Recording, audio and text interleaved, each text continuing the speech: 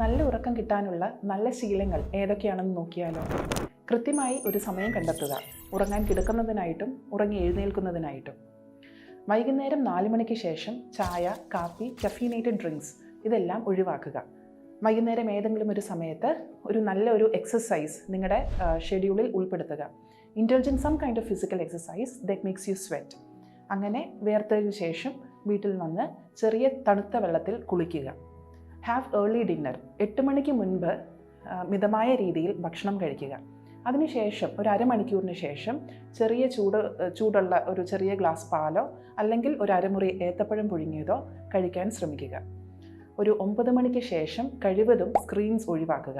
കിടക്കാൻ ഉദ്ദേശിക്കുന്നതിൻ്റെ 1 മണിക്കൂർ മുൻപ് എങ്കിലും കഴിവതും സ്ക്രീൻസ് ഒഴിവാക്കുക. മൊബൈൽ, TV, ലാപ്ടോപ്സ് മുതലായവ. അങ്ങനെ അത് ഒഴിവാക്കിയതിന് ശേഷം നിങ്ങൾക്ക് എന്ത് ചെയ്യാൻ പറ്റുന്നതെന്ന് ചോദിച്ചാൽ വായിക്കാനിരിക്കുക.